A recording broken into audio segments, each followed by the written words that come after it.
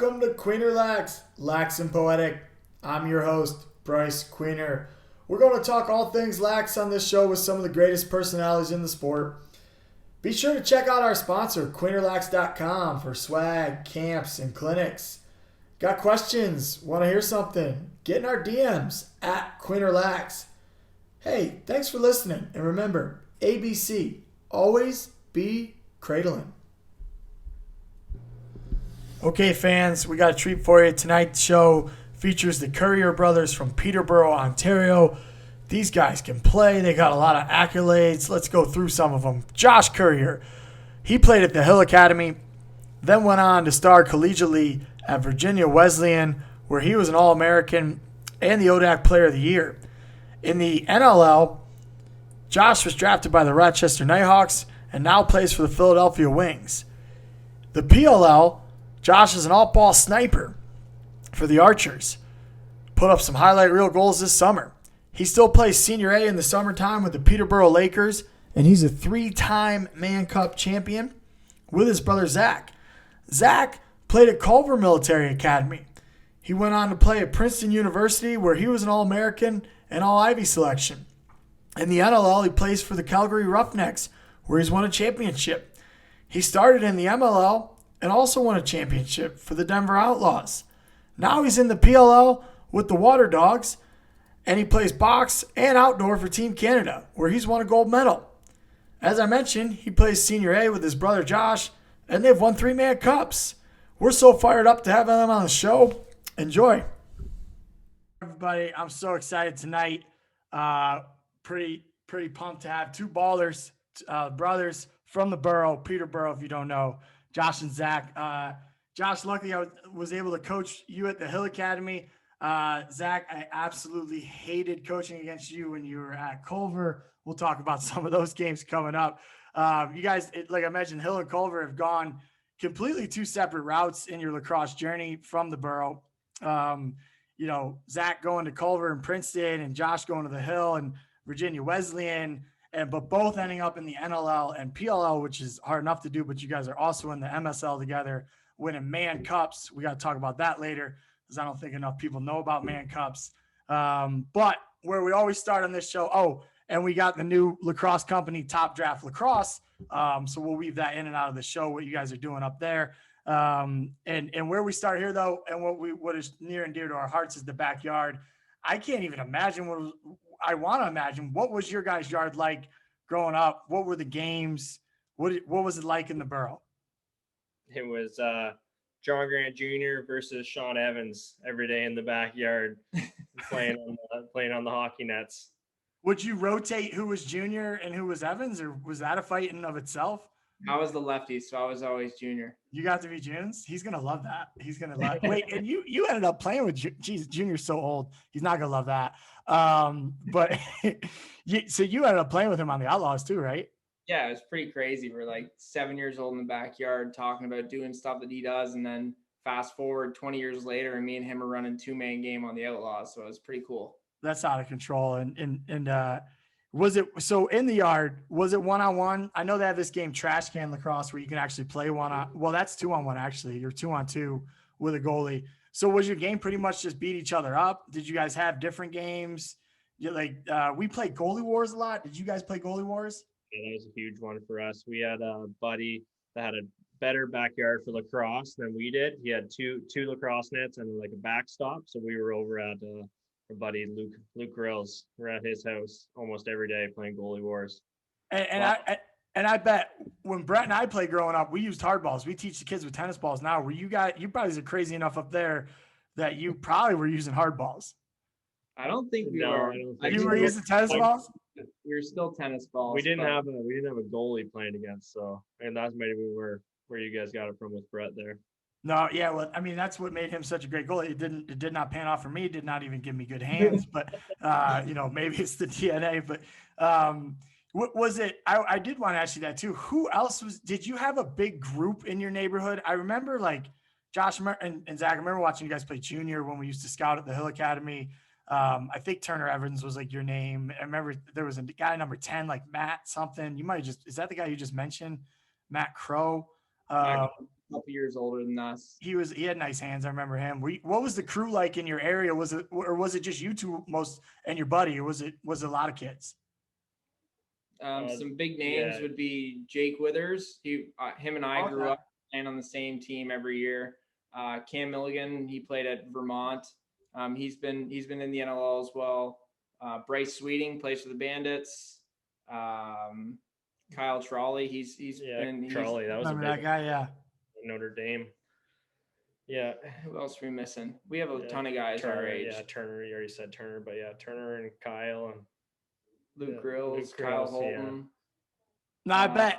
Now, did you play hockey more or lacrosse more? Did it switch seasons? What was that like? Yeah, we were big hockey our whole lives. We actually were pretty late to the game with lacrosse, way later than most guys. Even the whole crew that we named there, we started basically because they were all playing already. I don't know, how old were you at the ages down? I was 8, you were 9. 8 and 9, but for Peterborough, that's late. For other areas, it might not be. Yeah.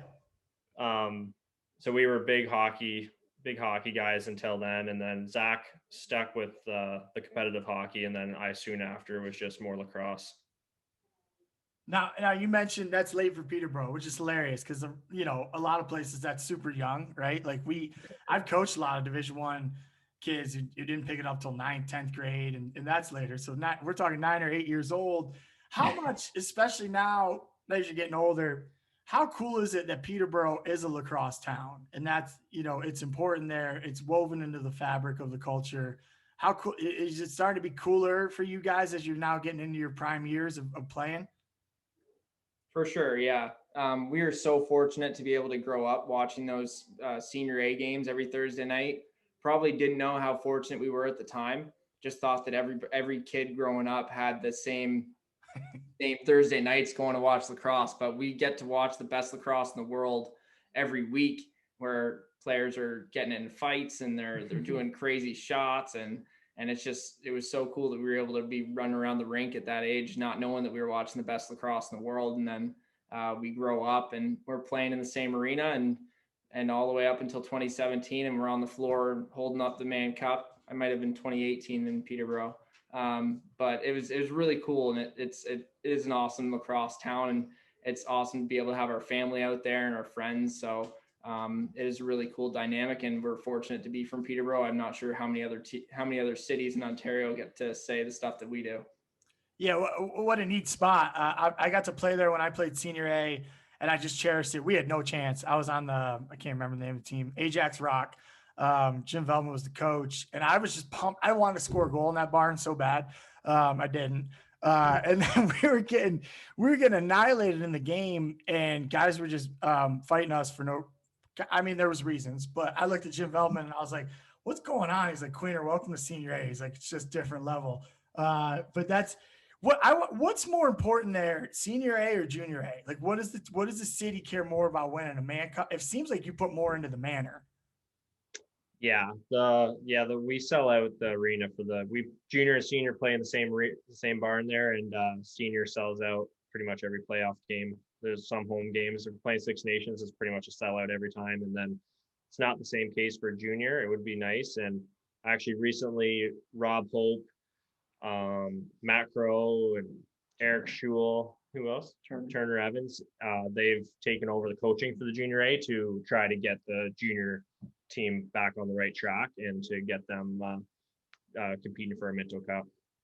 That'd be awesome. Obviously, so much history, and then you guys are going to be coaching younger generations, the kids coming up. Did they see you around town? Like, kids see you and they're like, "Hey, that's Josh Currier. He plays for the Lakers," or is that, do you get that in Peterborough? I don't know. Yeah, well, it's such a small town where we know them as well. Like, that's a good point. We coach them at the Lakers camp and stuff like that, so we kind of all just know each other now. Now let's were there a lot of fights growing up between you two? Like, the siblings, either, like, we got triplet lefties at Denver right now where I'm coaching, and they say they didn't throw the fist, but they fought. I find it interesting between the siblings. They either really throw punches or they don't. What were you guys throwing punches growing up? We fought almost every day until Zach went to Culver, basically. So almost every day till Zach was grade 10, and there weren't many punches thrown, but there was a lot of fights, a lot of yelling, pushing, and headlocks. Basically, there was only a few serious ones where there was actually punches thrown. Were you guys competing at everything, like video games, everything you had a chance to compete at? Was that your mindset? Yeah, I've got a bit of a competitive problem, so I can't turn it off. So we were competing at everything, whether it was video games or backyard lacrosse or anything, and you name it. Who can eat their dinner faster? I probably lost that battle every time, but anything was a competition for us, which is looking back, it was good for us. But at the time, we were probably driving our parents crazy. Yeah, they probably like dad probably loved it. Mom was probably like, is that still going on? I mean, you're normally in an NLL camp right now, or even playing this weekend. No, it's still a little early to play. But are you guys still like today? Did you compete in something? Well, our neighbor actually was making fun of us and not long ago because we were seeing who could go in the lake with the water being the coldest, and one of us jumped in and the other one jumped in right behind, and the neighbor was dying laughing, saying, "You guys are way too competitive." That was just seeing who could go in the coldest water. But who won? Who went in longest? Well, the dog jumped in first, and then I was the second, so I think I won. That's awesome. That's awesome. All right. Well, we mentioned earlier the two different routes for high school. You know, obviously you went to. What's your high school called? The names in Canada get me. It's not just Peterborough High School, right? I remember Josh reading your transcript back in the day, but I don't remember what it's called. What is it? Holy Cross Secondary School.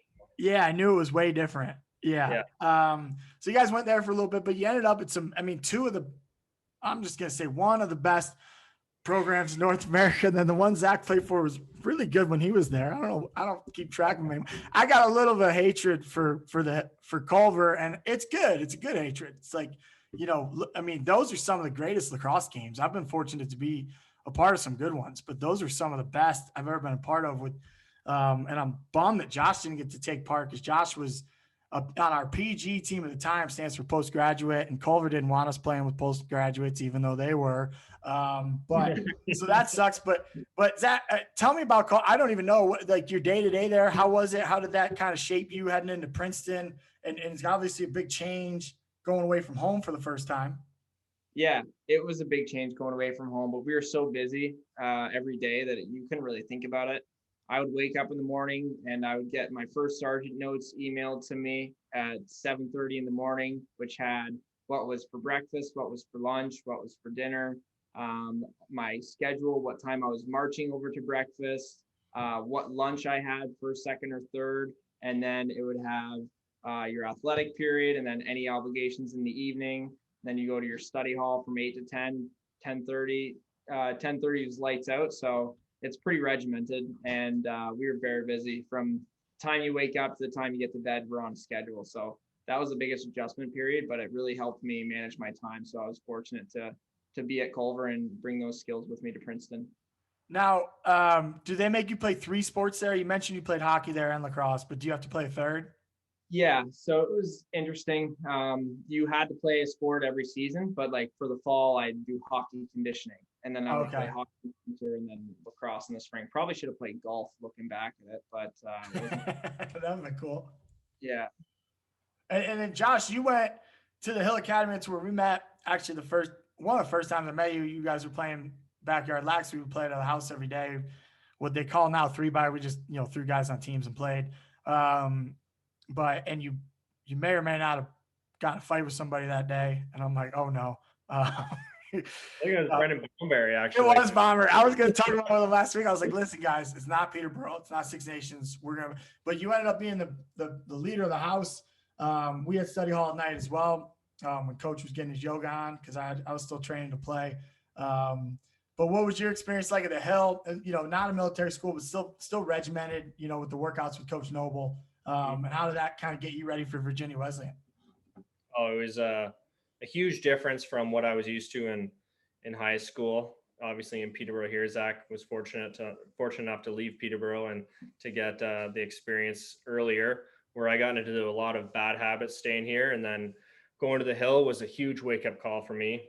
Got me straightened me out. It took a little bit, but it did straighten me out a lot. And the schedule that we were doing, where we're waking up, going to practice, going to school, got me. It was huge for getting me ready for college and coming home and getting in trouble because Zach Haywires did something having to do up downs in the backyard.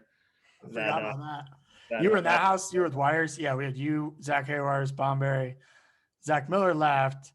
Yeah, that was almost almost a daily thing, like backyard doing up downs because Haywires did something.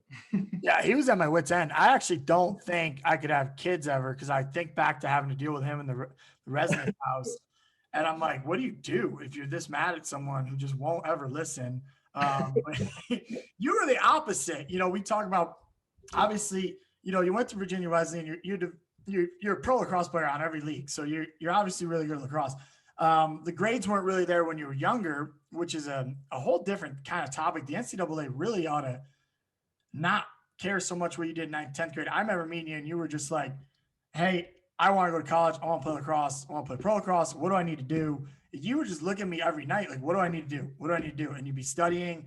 Got me and Merrick and Brody at the time we're all coaching together, and Patrick Merrill. I mean, we really just wanted to see you go somewhere and succeed. And the route that you ended up going to college is, I still pinch myself. I texted Luke Riley about it, who recruited you. Like when you were in the PLL this summer, we were talking about you, and it's just crazy how you ended up there. Do you want to tell people at home how you got there? Honestly, or how it was there? No, it was. I'm pretty sure I was almost decided that I was going to go to Onondaga and do junior college. And then Luke was just all over me, Coach Riley. And I went down there for a visit. And well, actually, it was the school year finished, actually. And I was decided I was going to Onondaga. And then Coach Riley was all over me. So we drove down to Virginia Beach. It was like the end of May or maybe June. And I committed on the spot when I was at the school and went there in September. Now, do you think there's been a lot of great players that have gone to Division III and really enjoyed it? How did it end up being your time there and playing there? I mean, it's a heck of a tough conference. Actually, people don't realize. And I think, I mean, you set all sorts of records. How was that experience? It was amazing. It was not the typical route, but I don't regret it at all because I got down there and I had the chance to get on the field right away, which may not have happened at a different school. And I think that was huge for me. And it was probably one of the first teams where I was a primary ball carrier, which was also huge for my development. And I don't know if I'd be where I am today if it wasn't for Coach Riley and Coach Stewart and playing down at Virginia Wesleyan. Well, first of all, you would have played wherever you went, but I really appreciate that. I appreciate that comment. But it's that mindset. And now that, you know, it was just encouraging. A lot of players that we had at the Hill Academy, if we would have said to them, hey, we got this Virginia Wesleyan and they really want you and they can maybe put together a great package for you and get you in, this conference is better than you think. And they would be like, no, I don't want to play D3. And like now you're in every super league there is and winning Mann Cups with your brother and in the watching you on NBC. So I just think that's amazing. It was kind of like talking to Bomberry last week about playing defense for the Swarm when he's an old guy. I mean, it's just so funny how the best players seem to be like, okay, let's do that.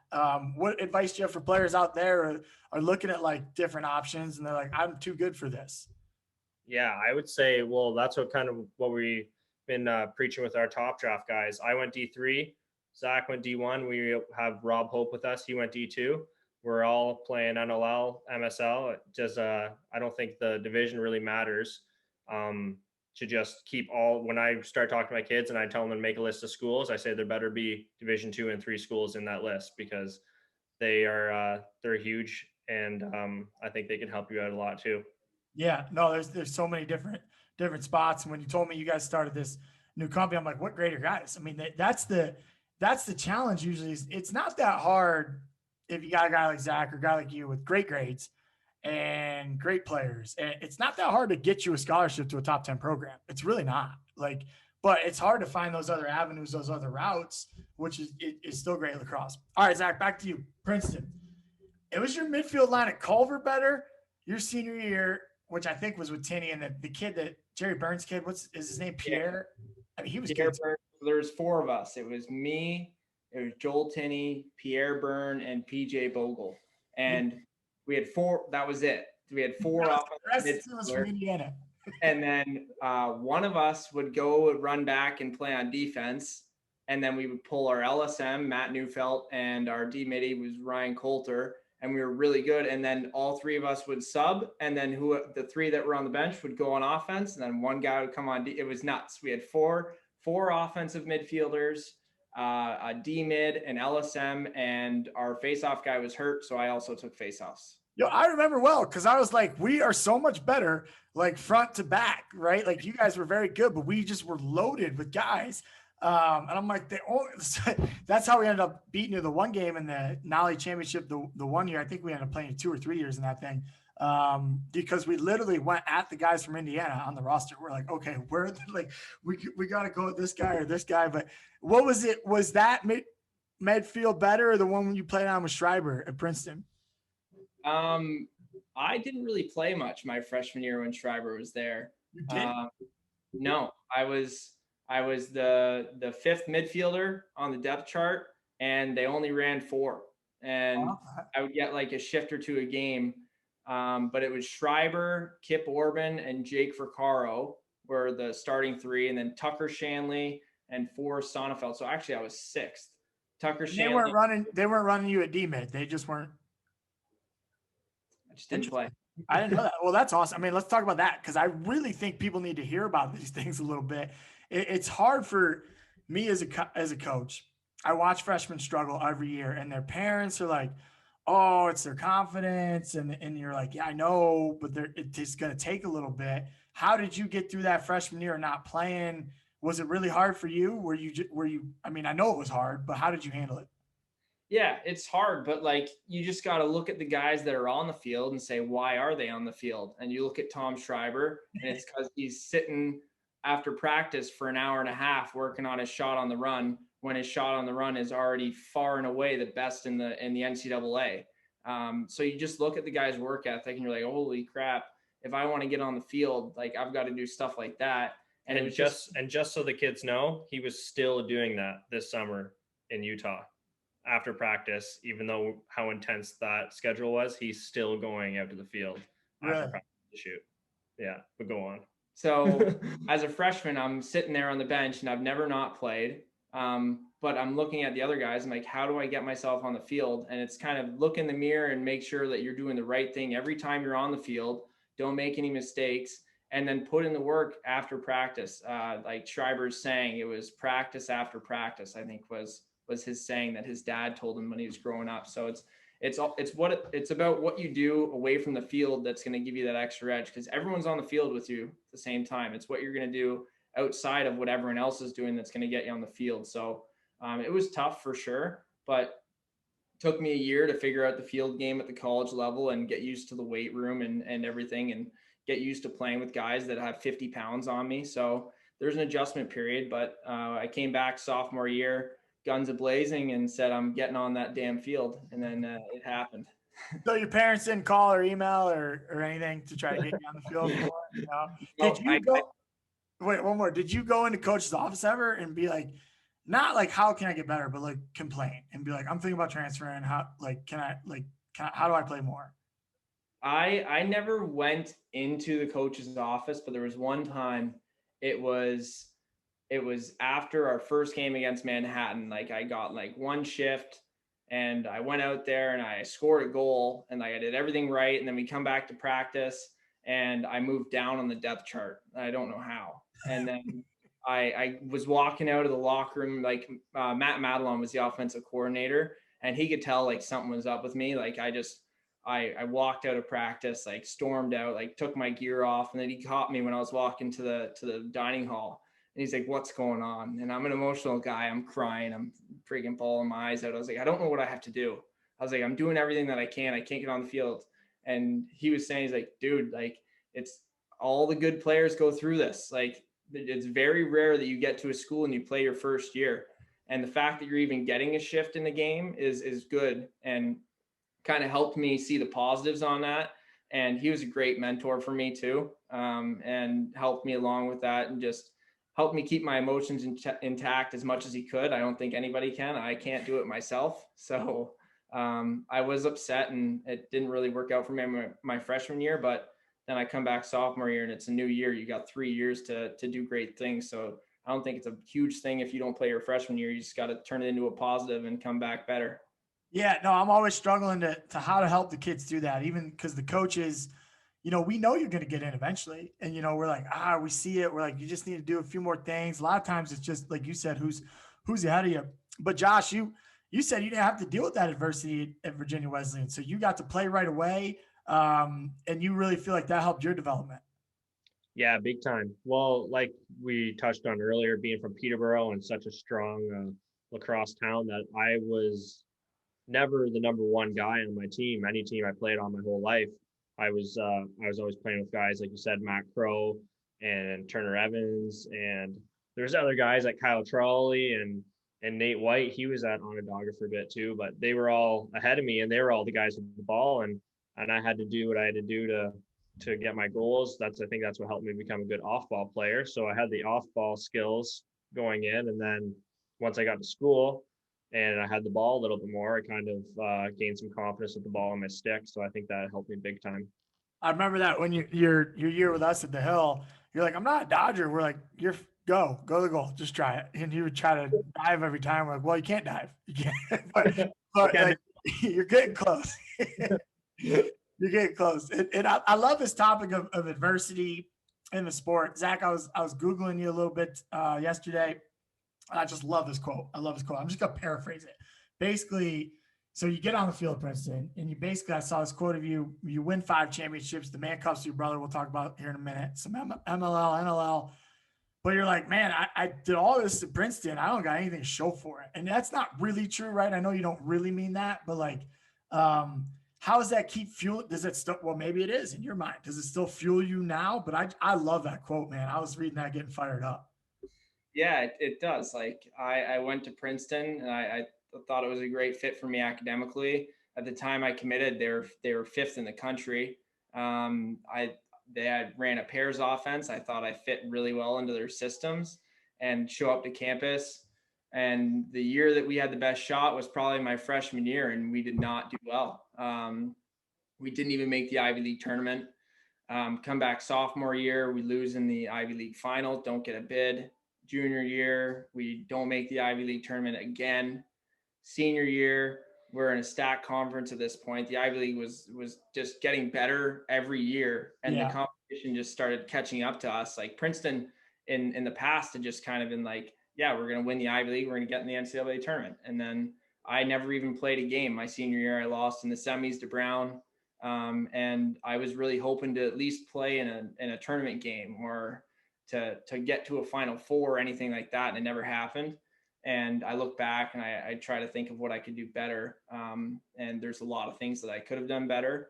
And it all stems from just being dedicated to the sport and trying to improve your own game to help your teammates. So it still does fuel me to this day. Still a little bit of a chip. All right. And Josh, what was your, and I mean, I made 4 Elite Eights at Georgetown when we were there, and I trade them for your Mann Cup, your NLL, but that's not how it works. Josh, what do you think your biggest adversity you faced in college and how you overcame it was? Like you said, we were in a stacked conference there. We were playing conference games against Lynchburg, Roanoke, Washington Lee, Hampton, Sydney. So we had a really tough conference schedule, and I think that was kind of a big thing that we had to get over. And my junior year, we actually did really well. I think we finished 2nd in regular season, where we actually had a first round playoff bye. We never hosted a playoff game in Virginia Wesleyan, and then when we were supposed to host one, we had a bye. So we had a first round playoff bye, and then we lost to Lynchburg, and that's the year they lost the national championship. Oh wow, yeah, people like of the conference tournament, but yeah, just being in that conference was really tough. Did it shock you? Because it shocked me multiple times. I've been shocked at how good the Division III level can really be. It can also, be not that great, but those super conferences are tough. Oh yeah, for sure. Well, I remember my first game against Lynchburg. I think I had a few good games or whatever, and then I go into Lynchburg and I matched up against Lisicki. I forget what his first name is, but he he was a mammoth. He absolutely shut me down. I think he got hurt and redshirted and went to Virginia and played the next year at Virginia or something. But yeah, the skill level in Division III is right up to par with a lot of the best schools out there. So during that time, you guys are now playing senior, right? Like it's like it like clicks in like your sophomore, junior, depending on your age. How much like I'm fascinated by that and by senior, but how much do you think it just helps you like when you go back to college after playing in the summer, are you just like this is way easier? I thought it was a really good experience. Like I played, it was my junior summer. I was finished my junior year, went back to Peterborough, and I'm playing in the senior A loop, and I'm going up against Brody Merrill, and I'm going up against all these guys that have been playing in the league for a long time, and they do not care that I'm a rookie. They do not care that I'm still in college, and they just come at you. So then when you go back to college and you're a senior, like I'm going to be that guy that goes at you. And it helped me in that sense where I was just like, I don't care who you are. I've played against the best in the world at this point. I really do not care who you are. Let's describe senior for our viewers at home. Our Americans who might not know what senior A is or major series lacrosse. I believe the Mann Cup is the oldest trophy in North America. I'm correct in saying that, right? Yeah. Not going to fact check it, but yeah. Most expensive trophy, I know that. Most expensive. Why did you break it? No, well, no, we don't get to touch the real one. The real one's made of gold. Oh, I did not know that. Really? Yeah. The real one's in the Canadian Lacrosse Hall of Fame. It was back when gold was like not as valuable as it is now. And the whole it's been stolen multiple times. What? Yeah, it's like a treasure. Like how's it? So you've never even I mean, they don't bring it out, right? It's just under lock and key now. Yeah, it doesn't even look like the real Mann Cup. Well, it doesn't even look like the fake Mann Cup, I guess. It's a lot. Yeah, it's weird, but it's made out of solid gold. Now, so you play for the fans at home who don't know, and I didn't know that at all. We got a solid gold trophy, oldest trophy in North America, calling it. And I mean, it's just such a tough league. But you're playing NLL in the winter, and then you go home in the summer.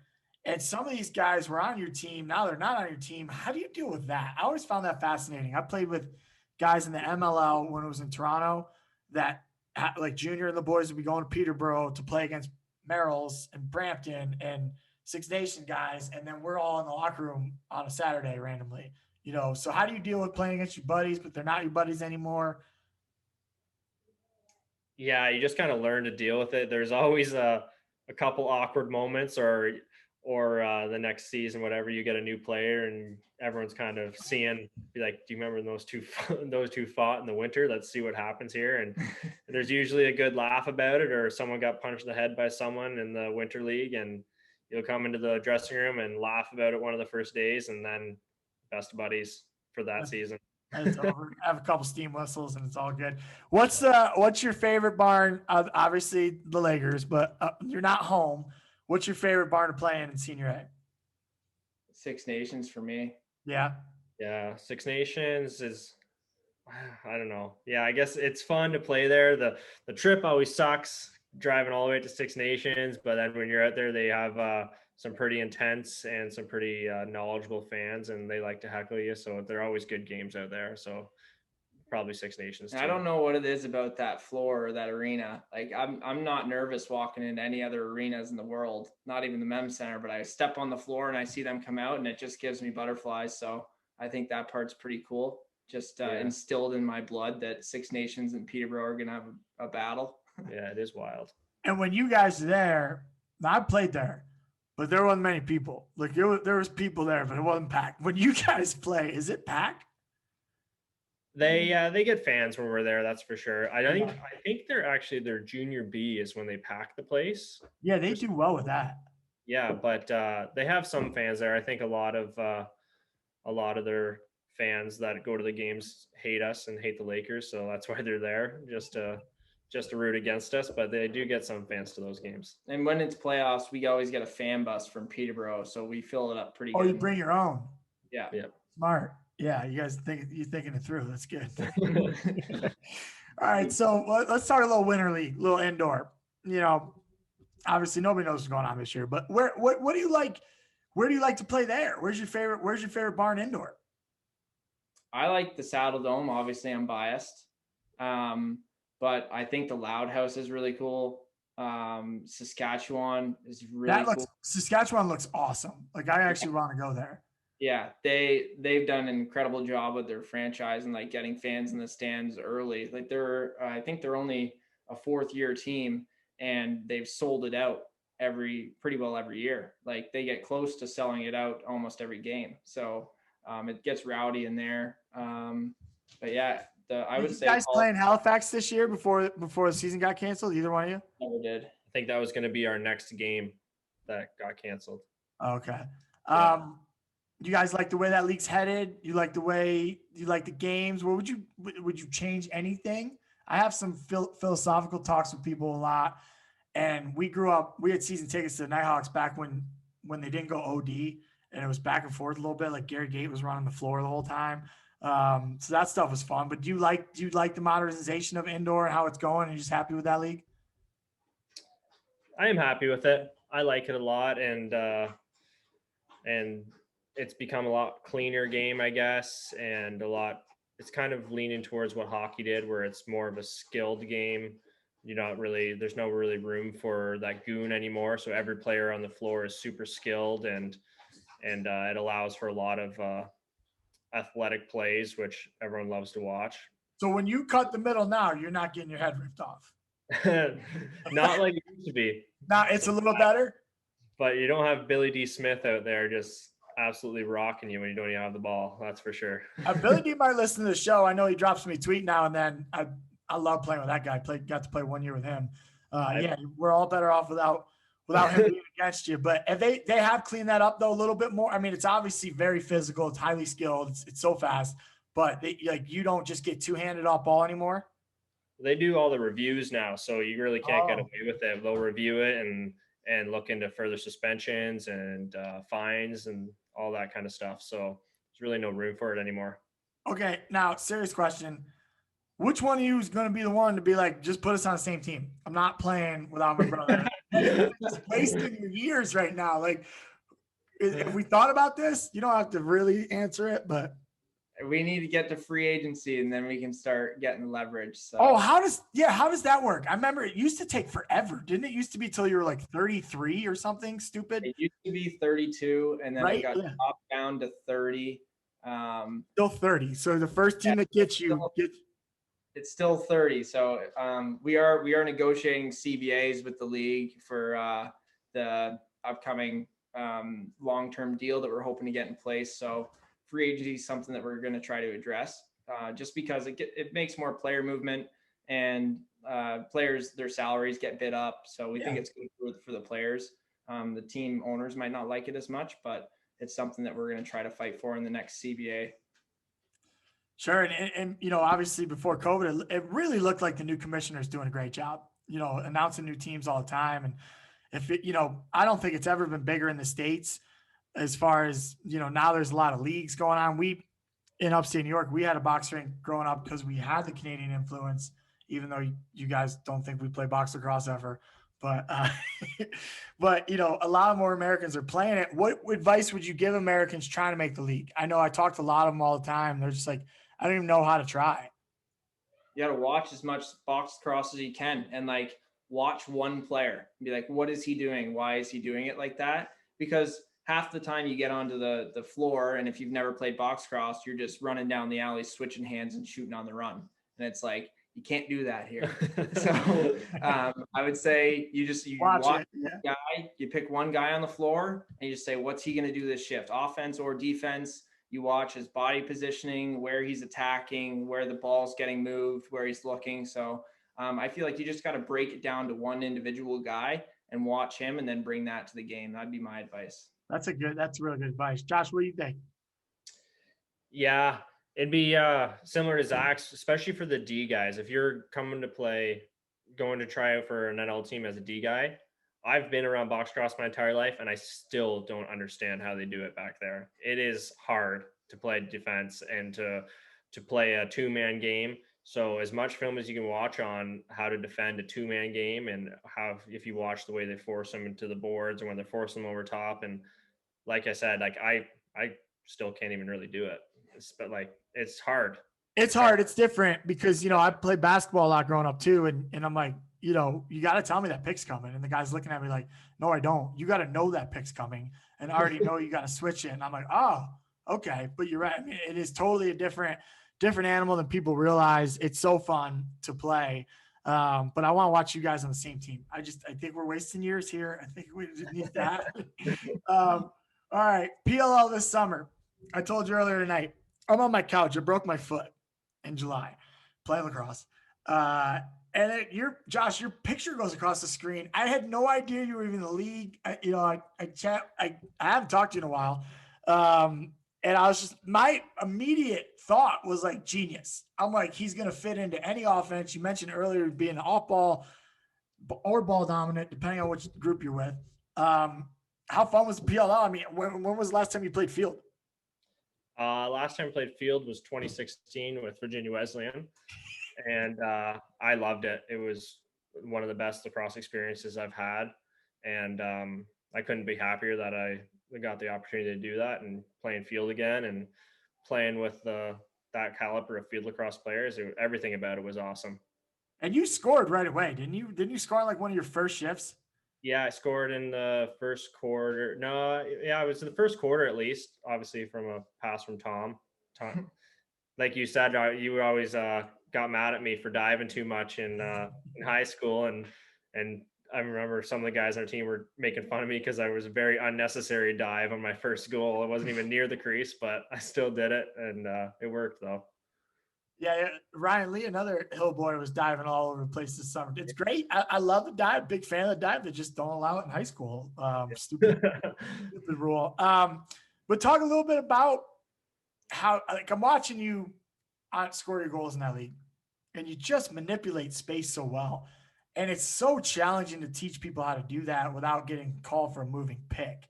And I actually had a conversation with Matt Giles about this for like an hour and a half in Peterborough last summer, maybe 3 hours. But he kept showing me how to seal a guy. I'm like, no, but you're going to get called for that in field. Like, they're going to blow the whistle.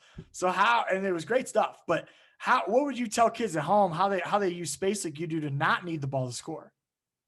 Yeah, you just got to, well, one thing I had going for me was having Coach Bates there and him giving me the freedom to run around and find the seams like I like to do, where he wasn't confining me to the one spot or anything like that. But just finding the seams in the field and cut with your stick up. And if you're not open, just get back out and do it again. And if you don't get the ball, that's fine, because you're going to cut eventually and someone's going to see you. And when you're playing with Tom Schreiber, you're going to get found a lot more often than not. So I was lucky. When you do feel that you're open, I asked my cousin Bubba Voigt, off-ball shooter, this question a couple weeks ago. Do you use your stick to call for it? I call it talking with your stick, or are you more just are you yeller, or are you stick like shaker shower? I think it depends on the scenario. I remember Tom and I had a 2-man game. It was like a pick and roll, and he was kind of looking somewhere else. And I remember yelling on that play, and he found me from that. But a lot of the other plays, I just had to have my stick up and he would see me, and I would just you can kind of tell if he's going to find you or not, or if anyone's going to find you. But for the most part, if I'll kind of make that like subtle eye contact and cut, you just know you're getting it. You don't need to yell. That was a fun team to watch. I really like both your guys' teams. I was big time Archers fan, came out right away with it. I knew my brother was going to play with the Chrome, so I don't really care. So, but then I started to like the Chrome a little bit. WaterDogs, I just know how mad Brody gets if he loses, and I'd like to chat with him about the game. So I had to root for you guys a lot. Zach, how the rules just fit you. Talk about how you like that. You like the rules of that league? Yeah, I thought it was cool. I keep looking back and thinking about how fast that tournament went, and I wish we could do it over again, because I feel like our team, if we had another week, we would have put something together. Like we went onto the field, no one had ever played together, so it was tough being like, who's going to the cage here, who's gonna be our guy when we need a goal. So that part was tough, but I thought the rules were really cool with the shot clock, and I was able to stay on the field probably a little bit more than I should have, but I thought it was cool to be able to run up and down the field, offense and defense, and kind of contribute all over the field with the 10 yards missing. So I thought it was cool. I liked it. Yeah. That is a thing that's fascinating and unique to Pro Lacrosse. Sometimes I think it lends itself to better offense because coaches can't overcoach you, but it's so interesting. They're just like shake you up and back, throw it on the field. They're like, go play. We're going to put it on NBC. But so overall fun experience, like really fun to be in the bubble. Yeah, I liked it. Yeah, it was felt awesome. like 3 weeks of being a pro athlete, which was cool. You don't really have any other obligations. So Didn't have to go to work those few weeks. yeah. Yeah. Well, yeah, that must've been fun. I remember we lost the MLL-Championship one time, me and Brody, and we had to go to work on Monday. And I was just like looking at him like the world ended. I'm like, how are we supposed to work? We just lost a championship game. So that part of it's neat. Let me ask you this. More of us watch this thing this summer than anything. And so do you think it's interesting for any league to look at these more bubble scenarios, not COVID related, more just like giving us constant games so we can actually create a following? It's harder to watch these leagues on the weekends in the summer. Like a lot of people to me were like, why don't you do this in the summer? I'm like, because I can't follow it like I can follow this. Do you know what I mean? Mm-hmm. Yeah, it was super cool. And I don't know how that would work in a non-COVID year, but the bubble it was awesome just having those games. And I think it helped that everyone else wasn't doing anything either, where people were kind of dying for some lacrosse and they were all over it, watching it every single night. So I don't know how that would work. It would be cool to do it again. I almost hope they could do it again sooner than later. So just to get some lacrosse in. I think they might look at it. All right, I got some questions for you guys from Twitter, which is fun. I tweeted out. I should have tagged your names so people would have got real excited, but I didn't. I like this question. This is from Bubba Voigt. He wants to know, what's your favorite part about playing lacrosse? I think it's the experiences that come along with it. I tell this to everybody, like I wouldn't see the world the way I do if I didn't play lacrosse. I get to go play in Denver. I get to go play in Calgary and Saskatchewan and Philadelphia. I've went to Portugal. I've been to Finland, been to Israel. And all of those places are strictly for lacrosse. And if I don't play lacrosse, I don't go and see any of those places. And I don't have any of the friends or experiences along the way. So I play the game because I love the game, but I think the coolest part about it is where the game takes you. No doubt about it. Josh, what's your favorite part of playing? I'd say the friendships and people you meet. I can pretty much go anywhere in the United States and have a buddy's couch to crash on. Going to Virginia Wesleyan, I think we had one person at our school from Virginia. So I've got friends all over the United States, and yeah, I'd say the friends and people that you meet, and pretty much every connection I have now is through lacrosse. So that's great. No doubt about it. I can echo that. Two-man game. I love this question. I think it was Jason Johnson. He said, two-man game to win the game. You two. How you set it up? Who's taking the shot? That's what he wants to know. The whole thing. I think I would write it up. I'm on the lefty wing. Josh is on the crease, and he pops off, and I flip it to him for a shot. That's how I would write it up. Good play. I've called that when I lived in Memphis. I had season tickets to the Grizzlies. Called that play Zebo for Zach Randolph. Yeah, that's a good one. Got to have lefty though. Yeah, I'm the lefty. I know you are. Yeah, but people right. can't. Yeah, people can't flip with their weak hands. So that's perfect. You too, Josh. You see it the same way? Yeah, probably. You definitely start with Zach with the ball and me with the shot. Yeah. More so him shooting is why I need the ball to start, because I'm not letting him just do everything and then score. No, yeah, because he's going to shoot eventually. I was surprised at your assist totals at Virginia Wesleyan, Josh. Not that you're not a great passer, but I always saw you more as a shooter. But that you grow as a player. Well, we had Nick Pappas and Mike Moran there. Mike was a Scholar All-American. Nick Pappas was a two-time All-American. So the attack line we had there was actually really good, and they were great goal scorers, those two. So I kind of fell into a passing role just out of nowhere. So my first 2 years, I was passing the ball a ton, and I had some great goal scorers to finish them for me. It's always fascinating putting a Canadian in a whole American offense or vice versa, right? It's always because like your passing skills from indoor are top notch, but at the Hill we didn't, we needed you to shoot. So kind of goes to what we were talking to earlier of just being able to play everything. You guys, I don't think I've ever seen two brothers with such distinct, different playing styles. Do you think that's because you learn how to live together? How do you think this evolved? And you guys playing, I mean, you're both great, but you play different.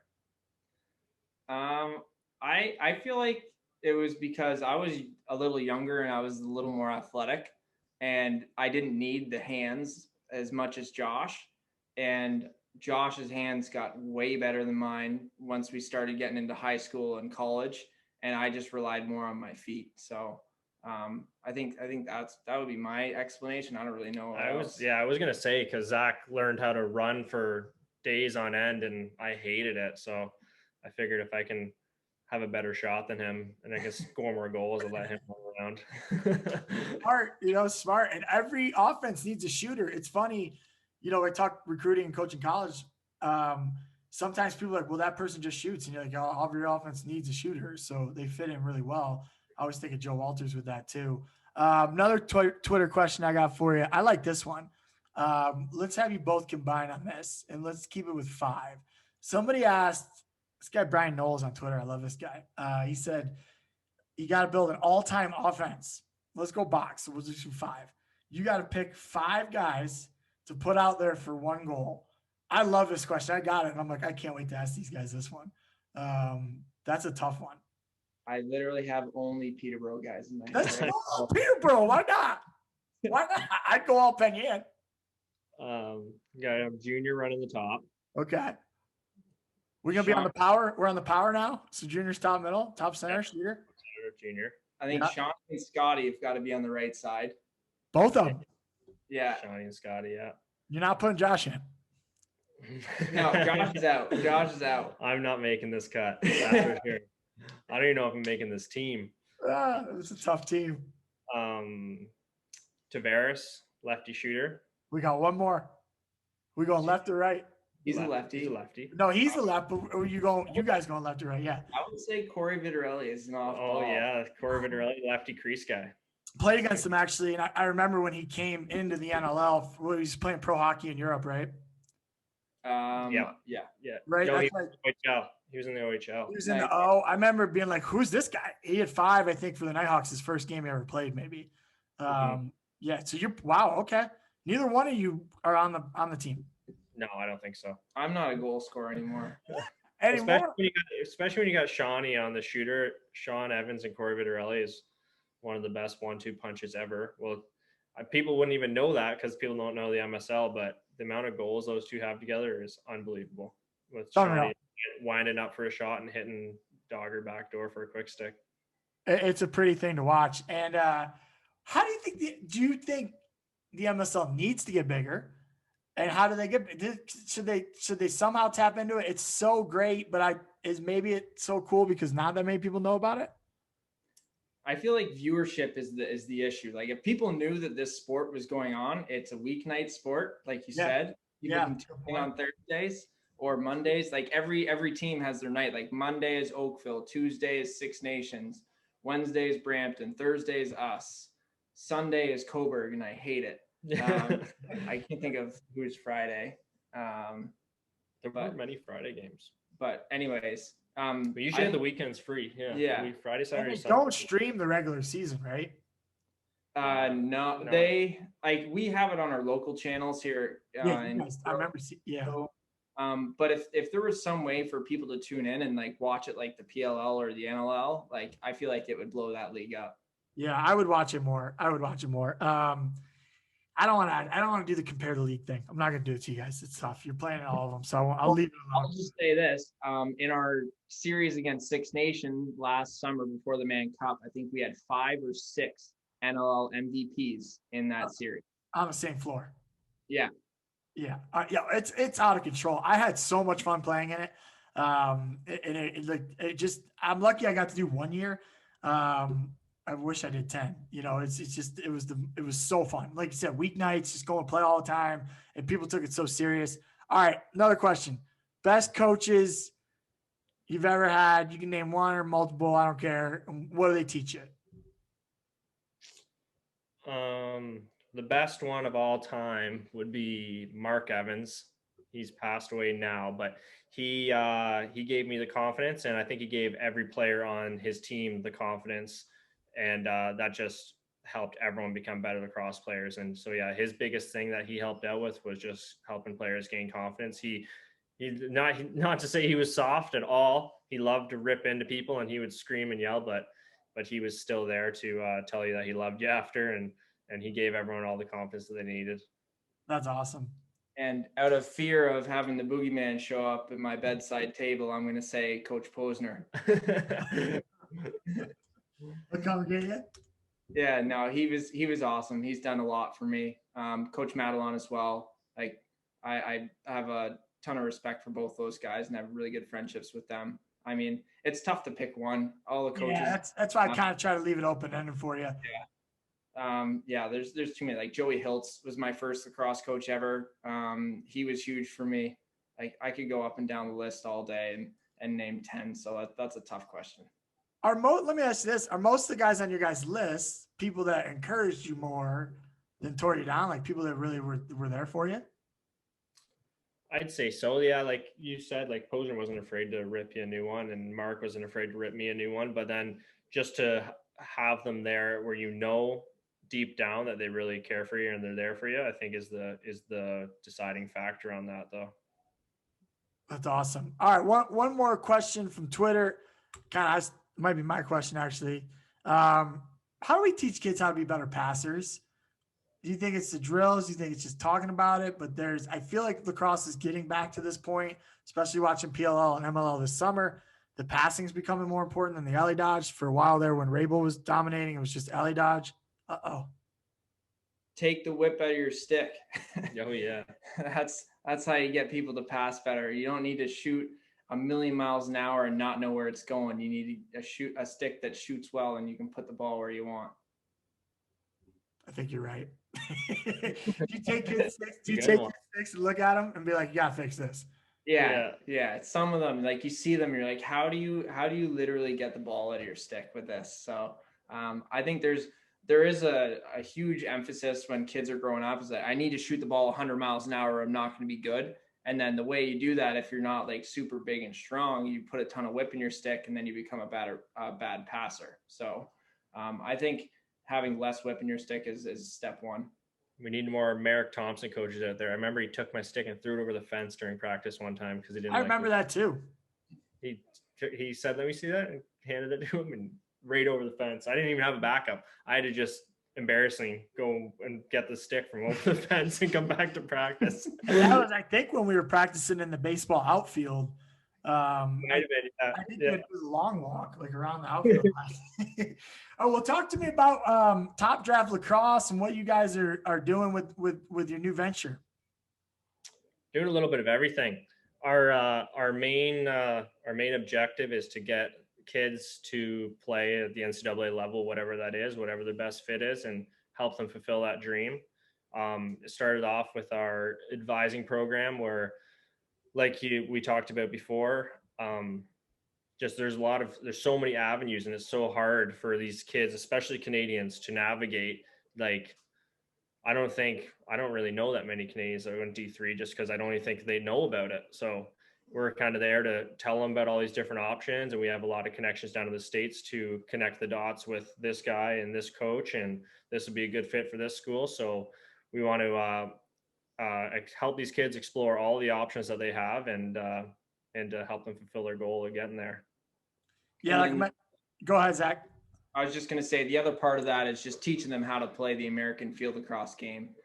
Took me probably 2 years when I was at Culver to actually learn how to shoot on the run properly. Still can't do it to this day, but teaching these kids these skills when they're younger is huge, just because we're so used to being like stick in front, like tight passes, tight shots, where like no one has ever really taught you to get your elbows back, things like that. So just getting people ready for that jump so that they can make it and be effective. That's awesome. And I know there's no two better guys to be doing that than you guys. So it's top Draft Lacrosse, right? I'm saying it right? Yep. Everybody check out Top Draft Lacrosse. They're now a sponsor of the show. I won't even charge you. I'm just kidding. It's probably illegal. Appreciate it. Let's see what else I want to ask you. We're almost done here. Someone on Twitter, I wasn't going to end with this, but well, maybe we're done. Who's got household bragging rights right now? Like, who is the better? Still champs. Still champ? NLL, still champs. That's what we're going with because the Roughnecks? Yeah. All right. Josh, you with that or not? I don't know. Archer beat the WaterDogs this summer, so that was the last time we played each other. That's a good point. That's a really good point. Game doesn't count. He was Doesn't there. count. Do you think that's important? I ask everybody this question, but do you think that obviously you're civil, your brothers, you're working together, you live together, live close. Do you think it's important though to try to win everything, but still be civil, but really try to win everything? 100%. You're going to be competitive in everything you do in life, whether it's on the lacrosse floor or it's going to a job interview. Like, you're going to be competing against somebody. If you're not competitive and you don't want to win, you're not going to be successful in life. So I think it's huge to be competitive. Do you think talking, chirping, or talking a little smack here and there helps me and get team guys? Depends on the game. No, I mean in the room with each other, like just try. Yeah. I'm thinking back to our Lakers team, probably one of the best teams that we've ever played for, and it's nonstop. Yeah. Like almost too much, where the chirping is just absolutely nonstop. So it's got to do some good because that team is unreal. Like, Jake Withers would lose one face-off, and that's the only thing that we would talk about in the locker. Yeah, that's it. I can't believe you lost that face-off. 21-1 on the night, and on. Yeah. Does he get mad? Oh yeah. Oh yeah. He gets fired up. I love it. I love it. All right, boys. Well, I appreciate it. I was going to ask you your Tim Hortons order. Maybe. Do you have a favorite thing at Tim Hortons? Mine's, I've recently not recently, it's been a year now. So I've given up the meat. So it's just the egg and cheese on an English muffin. What? Okay. I went vegan 2 years, Josh. We had this in common. We didn't even know. You liking it? Yeah. I don't think I could do the full vegan thing, but the no meat and I'll still eat some fish just because when you're on the road so much, it's next to impossible to find a restaurant that would fulfill the whole vegan lifestyle. But I'm liking it. I'm feeling good. And I think the biggest thing I've noticed is with recovery from working out and me not getting as sore as maybe Zach would. I have not given up the meat. You're still doing it? Yeah. I found my cardio went through the roof not eating meat. I don't know if that's a thing, if it just happened for me, but I didn't get as tired. I don't get as tired, but I'm also not as mean. I didn't take a single penalty at Placid the 1 year I went vegan. The next year I come back, I took a penalty the first minute. All right. Last thing I usually do, advice for the young bucks at home. I know you guys are role models in the community, doing great things already. If you stop playing now, but you're still going, what advice you got for the kids? Be a good person, and everything else comes with it. You make good connections, and if you're nice to your neighbor and nice to your teammate, and down the road he's got this fancy business and he can give you a job, then you're going to be a lot better off if you're nice to that guy than if you're a complete a-hole. So be nice to your neighbor, and good things happen to good people. Yeah, I like that one. I'll go with get your grades up so you have more options than I did. It all worked out for me, but get those grades up and you're not limited at all, where if you don't have the grades, you're limited to some schools. So if you keep those grades high, you have way more options. Well, that's great advice. Top Draft Lacrosse, Zach and Josh Currier, Peterborough legends. Thank you so much for joining the show. Look forward to seeing you guys soon. Yeah, thanks for having us.